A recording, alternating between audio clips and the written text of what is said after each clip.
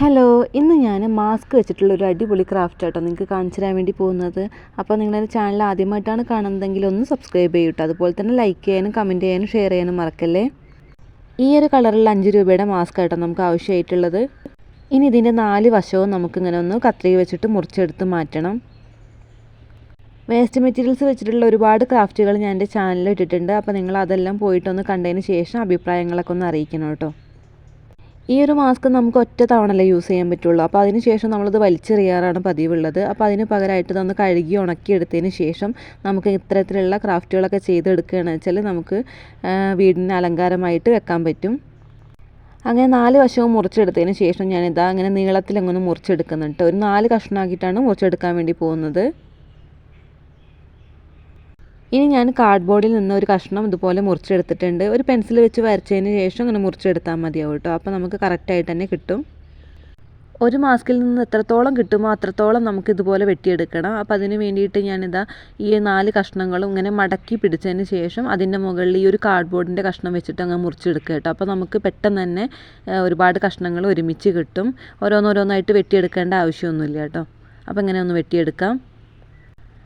അപ്പോൾ കണ്ടില്ലേ, ഈ ഒരു വലുപ്പത്തിലാണ് ഞാൻ എടുത്തിരിക്കുന്നത്. അപ്പോൾ എല്ലാം ഞാൻ അങ്ങനെ തന്നെ ചെയ്തെടുത്തിട്ടുണ്ട്. ഇനി ഇതൊന്ന് മടക്കിയെടുക്കണം. അപ്പോൾ അതിന് വേണ്ടിയിട്ട് നന്നായിട്ടൊന്ന് ശ്രദ്ധിച്ചോളൂ കേട്ടോ. വീഡിയോയിൽ കാണുന്ന അതേപോലെ വേണം മടക്കാൻ വേണ്ടിയിട്ട്. ആദ്യം ഒന്ന് നടു മടക്കുക. അതിന് ശേഷം ആ നടു മടക്കിയിൽ നിന്ന് പകുതിയായിട്ട് ഒന്ന് ബാക്കിലോട്ട് മടക്കുക. അതുപോലെ തന്നെ അപ്പുറത്തെ സൈഡും ഇതുപോലെ തന്നെ മടക്കുക. അപ്പോൾ വീഡിയോ കറക്റ്റായിട്ട് കണ്ടു കഴിഞ്ഞാലാണ് അത് മടക്കുന്നത് മനസ്സിലാവുള്ളൂ. അപ്പോൾ ഈ ഒരു രീതിയിലാട്ടോ കിട്ടുക. ഇനി ഒരു ലൈറ്റർ എടുത്തതിന് ശേഷം അതിൻ്റെ ബാക്ക് വശത്ത് ഒന്ന് ഉരുക്കിയതിന് ശേഷം അങ്ങനെ ഒന്ന് അമർത്തി പിടിച്ചാൽ മതിയാവും. അപ്പോൾ അത് ഈ ഒരു രീതിയിലാണ് നമുക്ക് കിട്ടുക. അപ്പോൾ ഞാൻ എന്തായാലും മുഴുവനായിട്ട് ഉണ്ടാക്കി എടുത്തിട്ടുണ്ട് കേട്ടോ. അങ്ങനെ ഇനി നമുക്കൊരു ചെറിയ സൂചിയിൽ ഒരു നൂല് കോർത്തെടുക്കണം. എന്നിട്ട് അതിൻ്റെ ബാക്ക് വശത്ത് ഇങ്ങനെ ഒന്ന് കെട്ടിട്ട് കൊടുക്കാം കേട്ടോ. വൈറ്റ് കളറിലുള്ള മെഷീൻ നൂല് എടുക്കുന്നതായിരിക്കും നല്ലത്. ഇനിയിപ്പോൾ ഞാനിതാ ഓരോന്നോരോന്നായിട്ട് ഇതിലോട്ട് കോർത്തെടുക്കാൻ വേണ്ടി പോവുകയാണ്. അങ്ങനെ ഉണ്ടാക്കി വെച്ചിട്ടുള്ള എല്ലാ ഇതളുകളും ഇതുപോലെ തന്നെ ഒന്ന് കോർത്തെടുക്കാം. അപ്പോൾ സൂചിയിൽ ഇതുപോലെ അങ്ങനെ വീഡിയോയിൽ ചെയ്യുന്ന പോലെ ഞാൻ ചെയ്തതിന് ശേഷം ഒന്ന് താഴത്തോട്ടൊന്ന് വലിച്ചാൽ മതിയാവും കേട്ടോ. അങ്ങനെ മുഴുവനായിട്ട് അങ്ങ് കോർത്തെടുക്കുന്നുണ്ട്. ഇനി ആ ഇതളുകളൊക്കെ ഒന്ന് സെറ്റാക്കി എടുത്തതിന് ശേഷം 2 ഭാഗത്തു നിന്നും ഇങ്ങനെ ഒന്ന് നടുവിലോട്ടൊന്ന് വലിച്ചെടുക്കുക. അതിന് ശേഷം 2 ഭാഗത്തെയും നൂല് പിടിച്ചിട്ടൊന്ന് നന്നായിട്ടൊന്ന് കെട്ടിട്ട് കൊടുക്കുക കേട്ടോ. ഇനി ഇതിൻ്റെ ഇതളുകളൊക്കെ ഒന്ന് ലെവലാക്കി കൊടുക്കുക. മുൻവശത്തെയും ബാക്ക് വശത്തെയും ഒക്കെ ഒന്ന് വിടർത്തി കൊടുക്കണം കേട്ടോ. അപ്പോൾ വീഡിയോയിൽ ചെയ്യുന്ന ആ ഒരു രീതിക്കാണ് ചെയ്തെടുക്കേണ്ടത്. ഇനി നമുക്ക് ആ ഒരു കെട്ടിട്ട ഭാഗത്തെ ആ നൂലില്ലേ അതൊന്ന് കത്രിക വെച്ചിട്ട് വെട്ടി മാറ്റാം. അതിനുശേഷം നമുക്ക് ആ സൂചിയുള്ള ഒരു നൂലില്ലേ അത് വെച്ചിട്ട് നമുക്ക് ഇതിൻ്റെ ബാക്ക് വശത്ത് എല്ലാ സൈഡൊന്നും ഇങ്ങനെ ഒന്ന് തുന്നി കൊടുക്കുക. ഒന്ന് ഉറപ്പായിട്ടിരിക്കാൻ വേണ്ടിയിട്ടാണ് കേട്ടോ അങ്ങനെ ചെയ്യുന്നത്. അപ്പോൾ ഞാൻ എന്താ മുഴുവനായിട്ടൊന്ന് തുന്നിയെടുത്തതിന് ശേഷം ഈ ഒരു ഭാഗത്തെ നൂലും കൂടെ നമുക്കൊന്ന് കത്രിക വെച്ചിട്ട് മുറിച്ചെടുക്കാം കേട്ടോ.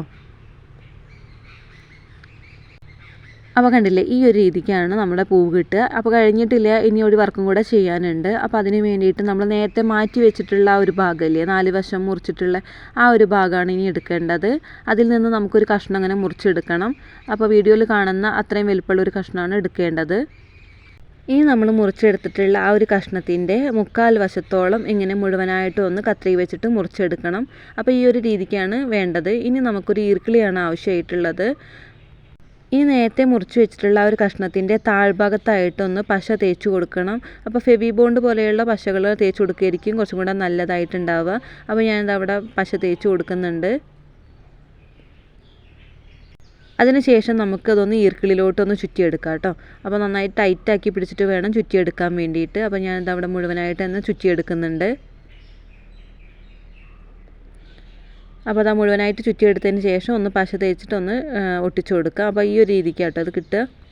ഇനി തണ്ട് സെറ്റാക്കി എടുക്കാൻ വേണ്ടിയിട്ട് ഞാനിവിടെ ഗ്രീൻ ടേപ്പാണ് എടുത്തിരിക്കുന്നത്. അതിൻ്റെ മുകളിൽ കുറച്ച് പശ തേച്ചതിന് ശേഷം ഈ ഒരു ഈർക്കിളിലോട്ട് ഞാനൊന്ന് ഒട്ടിച്ചിട്ട് ഒന്ന് താഴത്തേക്ക് ചുറ്റി കൊടുക്കുന്നുണ്ട് കേട്ടോ. അപ്പോൾ ഈ ഒരു രീതിക്കാണ് ചുറ്റി കൊടുക്കേണ്ടത്. ഒന്ന് വലിച്ചു പിടിച്ച് ചുറ്റി എടുത്താൽ മതി. അതിനുശേഷം കുറച്ച് പശ തേച്ചിട്ട് ഒന്ന് ഒട്ടിച്ചെടുക്കാം. ഈ നേരത്തെ ഉണ്ടാക്കി വെച്ചിട്ടുള്ള ആ ഒരു പൂവിൻ്റെ നടുഭാഗത്തേക്ക് നമുക്ക് ഇങ്ങനെ ഈ ഈർക്കിളി ഒന്ന് കടത്തി കൊടുക്കാം. എന്നിട്ട് അതിൻ്റെ നടുവിൽ വേണമെങ്കിൽ പശ തേച്ച് കൊടുക്കുക. നന്നായിട്ട് ടൈറ്റായിട്ട് ഇരിക്കുന്നില്ലെങ്കിൽ ഇങ്ങനെ ഒരു മാസ്ക് വെച്ചിട്ട് ഉണ്ടാക്കുന്ന പൂവിന് ഏകദേശം അങ്ങനെ ടൈറ്റായിട്ട് തന്നെ ഇരിക്കും. നിങ്ങൾ നൂല് 2 വശവും കെട്ടുന്ന സമയത്ത് നല്ല ടൈറ്റ് ആക്കിയിട്ട് വേണം കേട്ടോ കെട്ടാൻ വേണ്ടിയിട്ട്. അപ്പോൾ അതാ നല്ല അടിപൊളിയായിട്ടുള്ളൊരു പൂവ് റെഡി ആയിട്ടുണ്ട്. ഇതുപോലെയുള്ള ഒരുപാട് മാസ്കുകൾ വെച്ചിട്ട് ഒരുപാടെണ്ണം ഉണ്ടാക്കി കഴിഞ്ഞാൽ നല്ല ഭംഗിയായിരിക്കും കാണാൻ വേണ്ടിയിട്ട്. അപ്പോൾ നിങ്ങൾക്കിത് ഇഷ്ടമായിട്ടുണ്ടെങ്കിൽ എന്തായിട്ടും ലൈക്ക് ചെയ്യാനും നിങ്ങളുടെ സുഹൃത്തുക്കൾക്കൊക്കെ ഷെയർ ചെയ്യാനും മറക്കരുത്. അപ്പോൾ നിങ്ങളിത് ഉണ്ടാക്കി നോക്കണം. അപ്പോൾ അടുത്ത വീഡിയോ ആയിട്ട് കാണാം.